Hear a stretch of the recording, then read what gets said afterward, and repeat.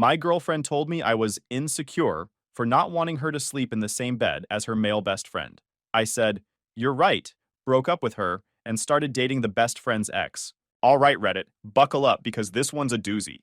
My ex-girlfriend genuinely thought I was the problem for not wanting her to share a bed with another dude, called me insecure, controlling, and jealous. So I agreed with her, packed my stuff, and somehow ended up dating the one person who could expose exactly how full of garbage she was. Life's funny that way. I'm Cole, 29, and I work as a civil engineer for a firm in North Carolina. Been here since college because I actually like humid summers and sweet tea, and also because my job pays well and I've got a nice little townhouse that's almost paid off. Nothing flashy, but it's mine. Got a truck that runs, a dog named Bruno, who thinks he's a lapdog despite being 80 pounds. And until about 8 months ago, I had a girlfriend named Megan, who I thought was the love of my life. Spoiler alert, she wasn't. My job's pretty straightforward. I design drainage systems, review construction plans, and make sure buildings don't collapse because someone wanted to save money on foundation work. Not glamorous, but it pays well, and I'm good at it. My boss keeps hinting about a promotion to senior engineer, which would mean more money and less time in the field dealing with contractors who think they know more than the guy with the actual degree. The townhouse was a steal. Previous owner had to relocate fast for work and practically gave it away. 2 bedrooms, small backyard perfect for Bruno, garage where I keep my workout equipment and tools. I've been slowly upgrading things over the years. New kitchen counters, hardwood floors in the living room, built-in shelves in the office. The kind of stuff that makes you feel like an actual adult instead of a guy pretending to have his life together. Bruno came into my life about 4 years ago when my sister's friend found him wandering the streets looking like he hadn't eaten in weeks. She couldn't keep him in her apartment, so I volunteered temporarily. Temporary turned into permanent the moment that dog curled up on my feet and fell asleep. He's been my shadow ever since, following me from room to room, like he's afraid I'll disappear if he looks away too long. Let me paint you a picture of how this whole disaster started. Megan and I met at a friend's wedding 3 years ago.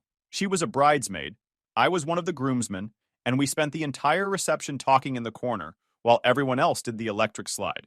She was a dental hygienist, had this infectious laugh, and seemed genuinely impressed that I owned furniture that didn't come from a college dorm room clearance sale. The wedding was for my college roommate Brad and his now wife Michelle.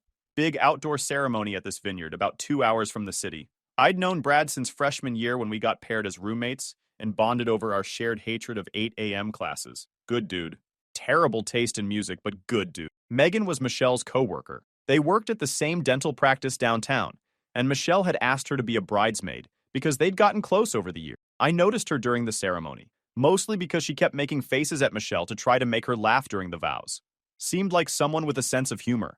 Reception rolled around and somehow we ended up at the same table. Started talking about random stuff. Favorite movies, worst first dates, whether pineapple belongs on pizza. She had this way of making everything feel easy, like we'd known each other for years instead of hours. By the time the DJ started playing Bruno Mars, I'd already asked for her number and she'd already given it. We started dating immediately after that wedding. Things moved fast, but it felt right, you know?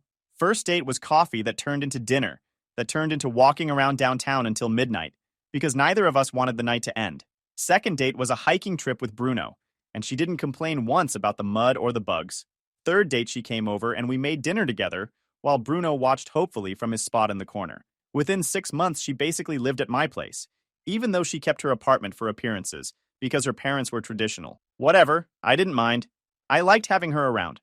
Bruno liked her too, which in my book was the ultimate seal of approval. That dog has excellent judgment about people. Usually. Her apartment was this tiny studio near downtown where she worked. Barely room for a bed and a couch, no room for a dog, and definitely no room for 2 people to live comfortably. She started spending more and more nights at my place until the studio was basically just a storage unit she paid rent on. Made more sense for her to just be at my townhouse, where there was actual space to breathe. For almost 3 years, things were solid. We talked about getting married, having kids, the whole 9 yards. I even started looking at rings around our 2-year anniversary, though I never pulled the trigger because something always felt slightly off. Nothing I could pinpoint, just this gut feeling that I kept ignoring because everything looked perfect on paper. Her parents loved me. Her dad Frank was this gruff contractor who'd built half the houses in their neighborhood, and he respected that I worked with my hands even if mine was more design than labor. Her mom, Patricia, treated me like a son, always making extra food when we visited, and asking about my job like she actually cared about drainage calculation. They kept dropping hints about wedding dates and grandkids, and Megan would laugh and say we were taking things slow. My parents felt the same way about Megan. My mom thought she was delightful, always commented on how polite and put together she was. My dad liked that she actually talked to him about sports instead of just nodding politely like previous girlfriends had done. My sister thought she was a little too perfect, but kept that opinion mostly to herself until later. Then came Damon. Damon was Megan's best friend from high school. They'd grown up on the same street, went to prom as friends, stayed in touch through college even though he moved to Atlanta for some finance job. According to Megan, they were like siblings, purely platonic. Nothing romantic had ever happened between them, and nothing ever would. I'd heard about Damon for years but never actually met him. He was just this abstract figure in her stories, someone she'd text occasionally or FaceTime during holidays. I had zero problems with it because why would I? Everyone's got old friends. I've got buddies from high school I still talk to, and if any of them moved back to town, I'd be excited too. The stories about Damon were always positive. How he helped her study for finals in high school. How he drove 2 hours to pick her up when her car broke down sophomore year of college. How he always remembered her birthday and sent funny cards. He sounded like a good guy, the kind of friend everyone wishes they had. Then Damon announced he was moving back to North Carolina. His company opened a branch in Charlotte, about 40 minutes from where we lived, and he'd been offered a senior position. Something about managing accounts for major clients. The kind of job that sounds impressive at dinner parties, but nobody really understands what it actually involves. Megan was ecstatic when she told me the news. Like bouncing off the walls excited, talking about how they could finally hang out again like the old days. She called me at work to tell me. Couldn't even wait until I got home. Her voice was all high-pitched and happy, going on about how she'd missed him so much and how great it would be to have her best friend nearby again. I smiled and said, "That's awesome, babe." Genuinely happy for her, because I had no reason not to be. I was happy for her.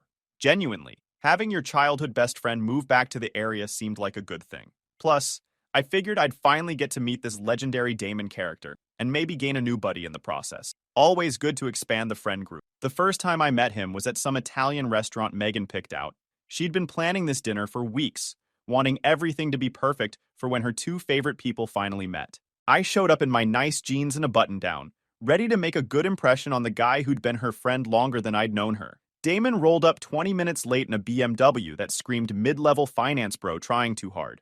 He was about my height but thinner, wore clothes that probably cost more than my monthly truck payment, and had this way of looking at you like he was calculating your net worth and finding you lacking. His handshake was the kind where they squeeze too hard to prove something. He barely shook my hand before sliding into the booth next to Megan instead of across from her. First red flag, but I brushed it off. Old friends sit next to each other. No big deal. Dinner was weird. Every story Megan told somehow involved Damon. Every joke was an inside reference I didn't get. Every time I tried to contribute to the conversation, Damon would redirect it back to something from their shared past. I felt like a third wheel at my own girlfriend's dinner. I tried to be engaging. Asked about his job, his apartment search, his plans for the weekend.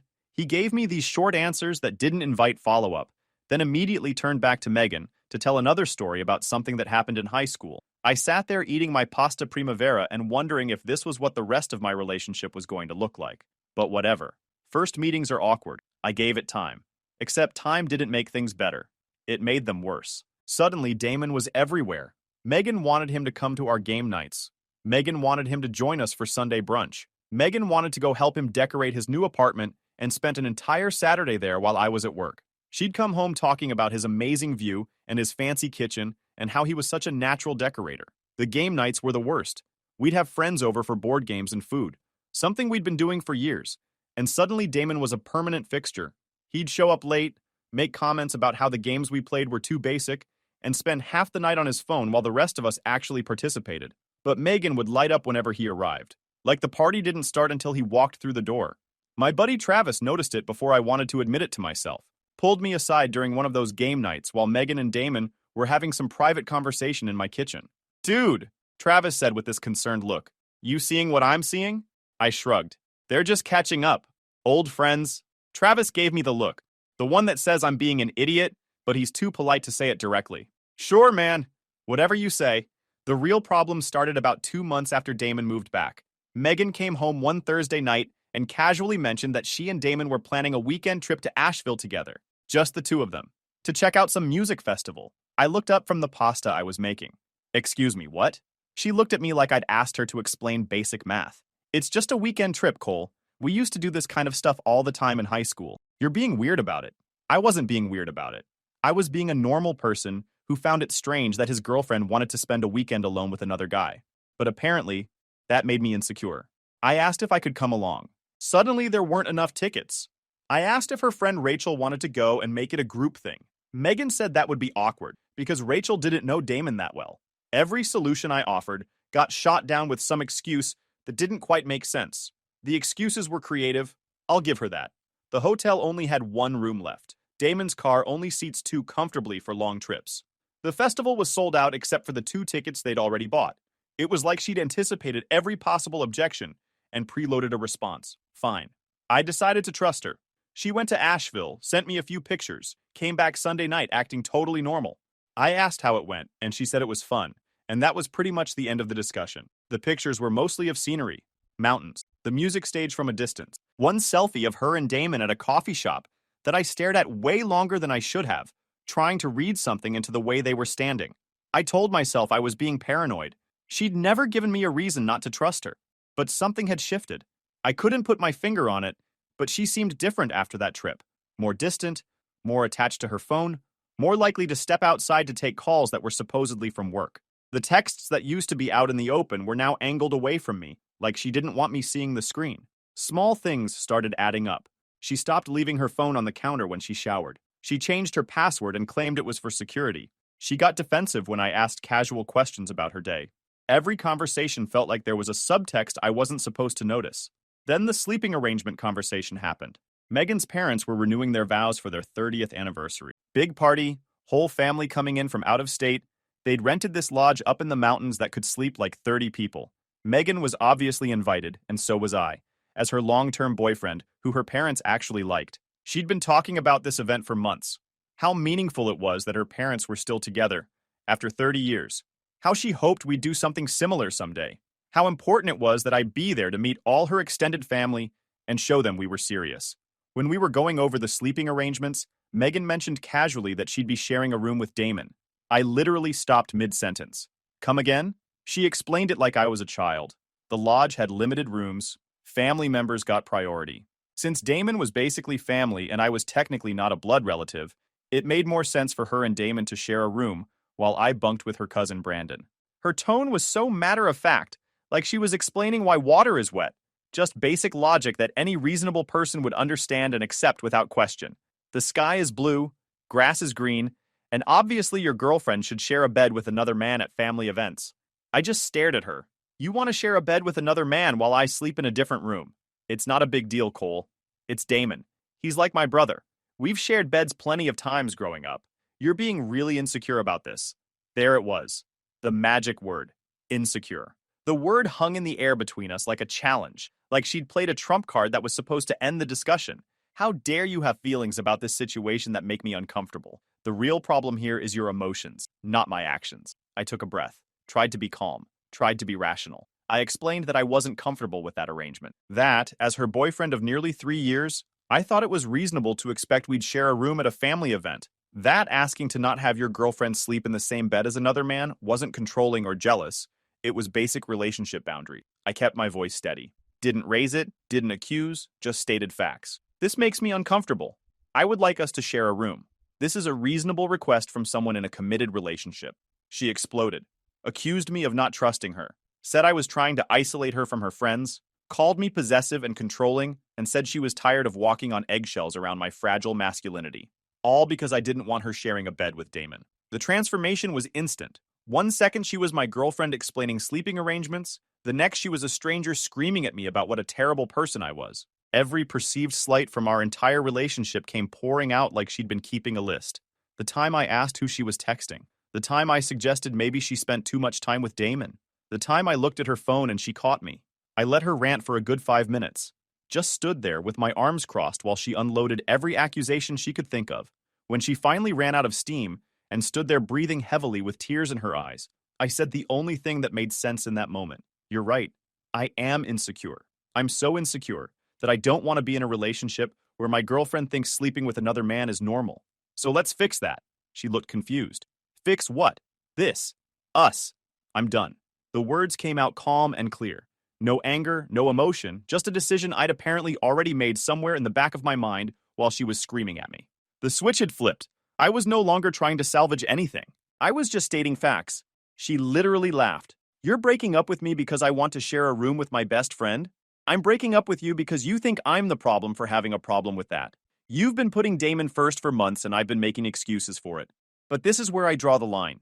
What followed was about an hour of her cycling through every manipulation tactic in the book. She cried. She apologized. She said she'd tell her parents we needed our own room. She accused me of overreacting. She threatened to leave and never come back. She begged me to calm down and think about this rationally. The crying came first.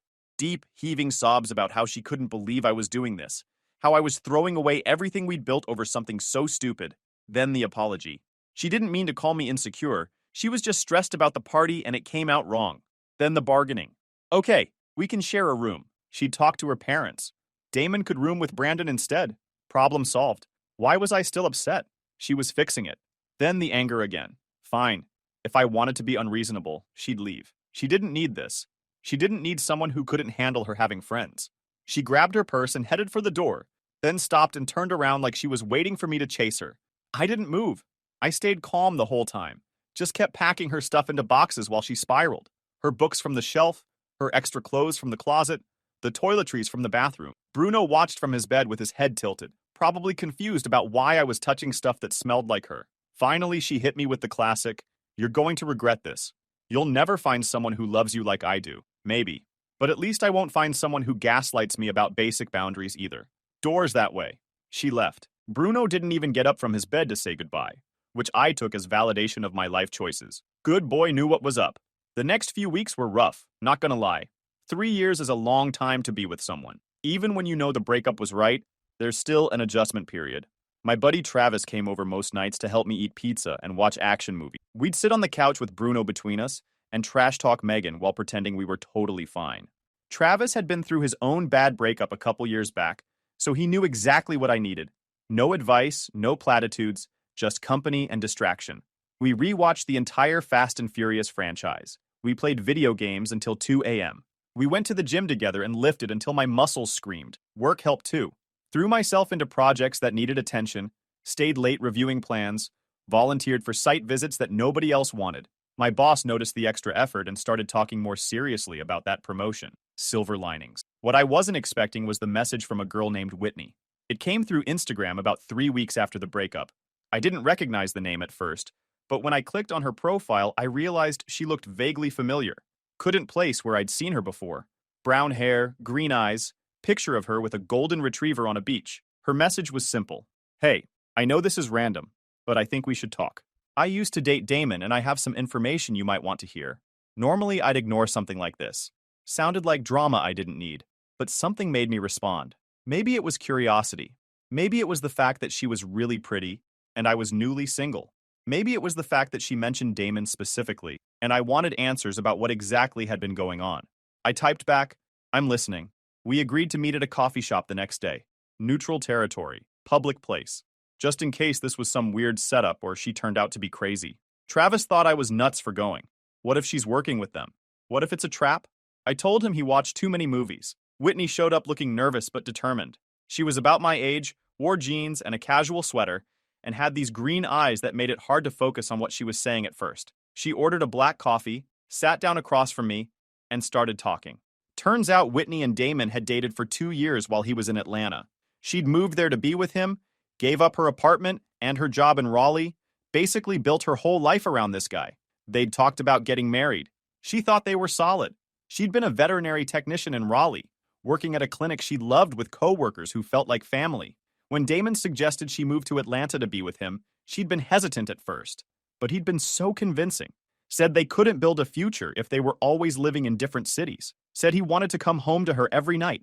Said he was ready to be serious. So she moved, found a new job, made new friends, started planning a future that revolved around being Damon's partner. Then Megan came to visit. According to Whitney, she noticed something off immediately when Megan arrived for a long weekend visit.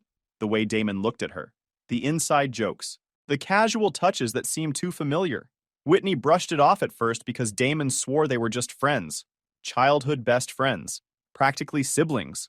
Sound familiar? The visit was supposed to be 3 days.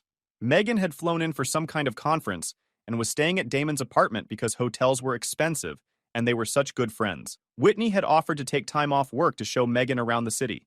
Damon said that wasn't necessary, that he had it covered. Whitney watched them together that weekend.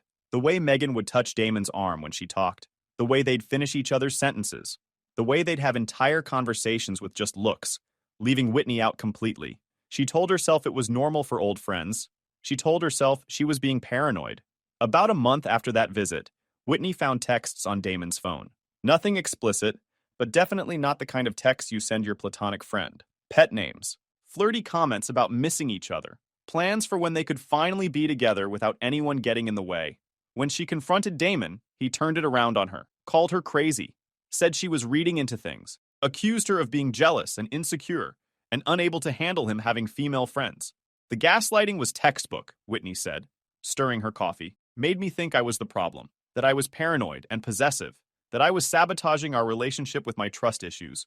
She believed him, apologized for going through his phone, tried to be more understanding, tried to be the cool girlfriend who didn't freak out about her boyfriend's female friends. 6 months later, Damon announced he was moving back to North Carolina, said it was for work, said it had nothing to do with Megan. Whitney offered to move with him. He said no, said they needed space, said long distance would be good for them. Whitney's voice got quiet when she talked about that part. How she'd begged him to let her come, how she'd offered to find a new job, make new friends again, start over in a new city, how he'd gotten irritated and said she was being clingy and he needed room to breathe. They broke up a week later, and she never heard from him again, until she saw on Instagram that he'd moved to Charlotte, right near where Megan lived. What a coincidence. I sat there processing all of this while my coffee went cold. Whitney was watching me with this mixture of sympathy and vindication, like she'd been waiting months to tell someone this story, and finally found someone who'd believe her. So you think they were together the whole time? I asked. Whitney shook her head. I don't think they were physical while we were dating. But emotionally? Absolutely. Megan was always his real priority. I was just keeping the seat warm until he could get back to her. That hit different, because that's exactly what I'd been to Megan. A seat warmer. A placeholder boyfriend who served a purpose until Damon could step back into the picture. 3 years of my life building toward a future that she was never actually planning to share with me. Whitney and I talked for 3 hours that day, compared timelines, matched up stories, realized that Damon and Megan had been playing a long game that neither of us saw coming. By the time we left that coffee shop, I had a pretty clear picture of what had really been going on. The timelines synced up perfectly. When Megan started acting distant, that matched when Damon started pulling away from Whitney. When Damon announced his move to Charlotte, Megan had suddenly become very interested in our future and whether I was serious about us, like she was locking me in just in case her other option fell through. But here's the thing about Whitney. She wasn't just a source of information. She was actually really cool. She was smart and funny and had this dry sense of humor that matched mine perfectly. She'd been through something similar and understood exactly why I was hurt without me having to explain it. She didn't tell me I was overreacting or being too sensitive. She just nodded and said, yeah, that tracks.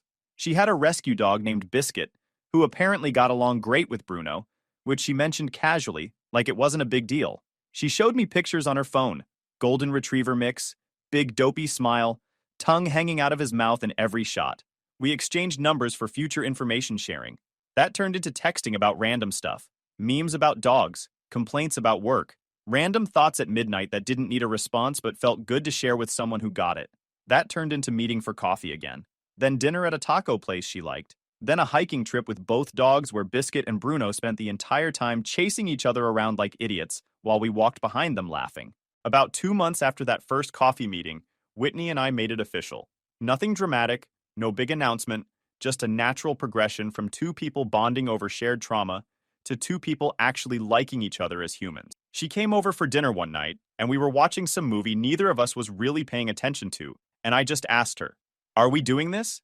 Like, officially?" She smiled and said, "I thought we already were." And that was that. My friends thought it was hilarious. Travis nearly choked on his pizza when I told him, "You're dating your ex's boyfriend's ex? That's like some telenovela garbage, dude." I love it. Whitney's friends had a similar reaction. Apparently, there was a group chat dedicated entirely to updates on the situation, which I found both flattering and slightly terrifying. Whitney showed me some of the messages, and they were rooting for us like we were characters in a show they were watching.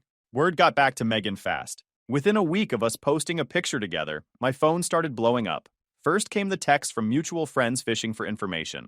Hey man, heard you're seeing someone new. What's the story? Then came the passive-aggressive Instagram story post from Megan about how some people will believe anything and how fake people always find each other. Then came the direct contact. Her first text was almost polite. Hey, I heard you're seeing Whitney. Just wanted to let you know she's a compulsive liar and you shouldn't believe anything she says about me or Damon. I showed Whitney the message. She laughed so hard she snorted. Yeah, I'm the liar. That's rich coming from the girl who told her boyfriend she and Damon were like siblings while probably planning their wedding. I didn't respond to Megan, just kept living my life. That made her escalate. Then came the late night calls. I'd wake up to missed calls at 2 a.m. No voicemails, just Megan's name lighting up my phone screen. I blocked her number. She called from Damon's phone. I blocked that too. She made a new Instagram account just to message me. Finally, I broke my silence with one simple response. I've got nothing to say to you. Stop contacting me. Whitney got a message from Damon about a week later. First time he'd reached out since their breakup over a year ago. The message was dripping with fake concern. Hey, just wanted to check in and make sure you're okay. I heard you're seeing Megan's ex and I'm a little worried about you. Cole can be really manipulative and I'd hate to see you get hurt. If you ever need to talk, I'm here for you. Whitney screenshotted it and sent it to me with the caption, "The audacity of this man." We laughed about it, but underneath the humor, there was something satisfying about seeing them squirm. They'd spent so long manipulating both of us, playing these games behind our backs, and now the two people they'd hurt had found each other and were actually happy. From what I heard through the grapevine, Megan and Damon's relationship wasn't going great. Turns out when you build a relationship on lies and manipulation, it's hard to trust each other. Megan was constantly worried Damon was doing to her what he did to Whitney. Damon was frustrated that Megan kept tabs on his every move. They fought constantly, broke up, and got back together multiple times, and generally made each other miserable. Mutual friends would mention it casually. Heard Megan and Damon are fighting again? Apparently, she found some texts he didn't want her to see. He says she's being paranoid. Sound familiar? Meanwhile, Whitney and I were doing great. Bruno and Biscuit became best friends, which meant most weekends involved hiking trips or beach days with two extremely happy dogs. Whitney started teaching me about animals since she worked at the vet clinic, and I'd come home with random facts about dog nutrition or how to tell if your pet is anxious. Turned out my approach to feeding Bruno was all wrong, and she helped me switch him to a better diet that had him acting like a puppy again. Her parents loved me. Drove up to meet them about 3 months in, nervous as anything, and her dad immediately wanted to show me his workshop and talk about tools for 2 hours. Her mom made enough food to feed an army and kept asking about my job like she actually cared about drainage systems. Good people. The kind who raised their daughter right, and it showed. My parents loved her. My mom kept calling her a breath of fresh air after Megan. My dad said she seemed like someone with a good head on her shoulders. My sister, who'd never really liked Megan but kept it quiet, pulled me aside and said, "This one's a keeper." Everything just clicked in a way that my relationship with Megan never had. Then came the confrontation. Whitney and I were at this local farmer's market on a Saturday morning, grabbing vegetables and walking around with our dogs, when I spotted them across the crowd. Megan and Damon, walking toward us like it was some kind of ambush. I felt Whitney tense up beside me. I put my hand on her back. It's fine. We've got nothing to hide. They approached us with this weird energy, like they couldn't decide if they wanted to fight or pretend everything was normal. Megan had lost weight and looked tired, dark circles under her eyes that makeup wasn't quite covering. Damon looked exactly the same, still with that smug expression that made me want to punch him. Cole, Whitney. Megan's voice was tight. What a coincidence. Whitney smiled sweetly. Is it though? You've been stalking Cole's location on Snapchat for months. I figured you'd show up eventually. Megan's face went red. I don't know what you're talking about. Sure you don't. Whitney turned to Damon. Hey Damon, still gaslighting women about your emotional affairs? Or did you finally admit the truth? Damon's jaw tightened. You need to move on, Whitney. This obsession isn't healthy. I actually laughed out loud at that. Obsession? She literally hadn't thought about you in months until you slid into her DMs pretending to be concerned. That was rich, by the way. Really convincing. Damon stepped forward like he wanted to get in my face. You stole my girlfriend. I didn't steal anyone. Whitney made her own choice, just like Megan made hers. Funny how that works when people actually get to make informed decisions instead of being lied to. Megan grabbed Damon's arm. Let's just go. This isn't worth it. But Damon wasn't done. He had this need to have the last word, like every insecure man who'd spent his whole life pretending to be more than he was. You two deserve each other, he said with a sneer. A paranoid liar and a controlling jerk. Perfect match. Whitney stepped forward before I could respond. Actually, we do deserve each other. We deserve people who don't manipulate and gaslight and treat their partners like placeholders. So thanks, I guess. If you two hadn't been so awful, we never would have found each other. She grabbed my hand and we walked away, leaving them standing there in the middle of the farmer's market, looking like they'd just been slapped. Bruno and Biscuit trotted alongside us like nothing had happened, more interested in the smell of fresh bread from a nearby stall. We didn't talk about it much on the drive home, just put on some music and let the dogs hang their heads out the windows while the scenery rolled by. When we got back to my place, Whitney went straight to the kitchen and started making lunch like it was any other Saturday. "You okay?" I asked from the doorway. She shrugged. "Yeah, actually. I thought that would feel worse, seeing him again. But honestly, he just looked kinda pathetic. Like he's already running out of people to manipulate." I walked over and kissed her forehead. "That's because you've got better things to focus on now." She smiled. "Yeah, like figuring out whose turn it is to do dishes." Travis called me that night after hearing about the confrontation through the grapevine. Apparently, someone at the farmer's market knew someone who knew someone, and the whole thing had spread through our social circle like wildfire. "Dude," Travis said, barely containing his laughter. "I heard Whitney absolutely destroyed them, like verbally demolished. Is that true?" "Pretty much. She handled it better than I would have." "Man, you really found a good one, didn't you?" Yeah, I did. That was about 4 months ago. Whitney and I moved in together last month, found a place with a big backyard for the dogs, and enough space for both of us to have our own areas. She turned the spare bedroom into a craft room for her jewelry-making hobby. I set up a home office where I can work remotely on days when I don't need to be at job sites. We talk about the future sometimes. Marriage, kids, the whole thing. The moving process was actually pretty smooth. We found this 3-bedroom ranch on the edge of town with a fenced yard that made both dogs lose their minds with excitement. First day we moved in, Bruno and Biscuit spent 3 hours doing laps around the property like they'd won the lottery. Whitney and I sat on the back porch with boxes still piled up in the kitchen, watching them run and laughing about how absurd our situation was. Her parents drove down to help us move. Her dad spent the whole weekend making sure everything was level and properly installed while her mom organized our kitchen cabinets better than we ever could have done ourselves. My parents came the following weekend with a housewarming gift and my mom's famous lasagna. Everyone got along. Everyone was happy. It felt like the start of something real. About 2 months ago, Megan and Damon finally broke up for good. Apparently, Megan caught him texting another girl, some old friend from college who he swore was just a friend. She finally experienced what Whitney and I had been trying to tell her all along. She tried reaching out to me one more time after the breakup, a long message about how she finally understood what she'd lost. I read it, typed out, "I appreciate you reaching out, but I'm not interested. I've moved on. Take care."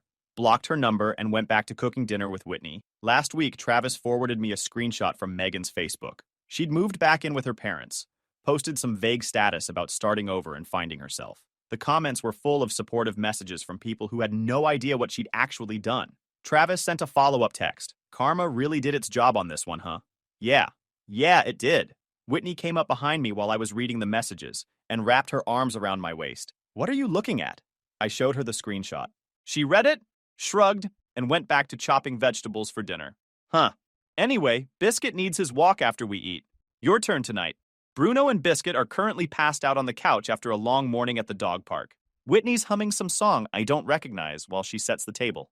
Someone told me this would make a good Reddit post, so here we are. Guys, we are so close to hit 100,000 subscribers on this channel. If you are not subscribed to the channel, please consider subscribing. It really helps hit that 100,000 mark. Thanks for making this dream come true.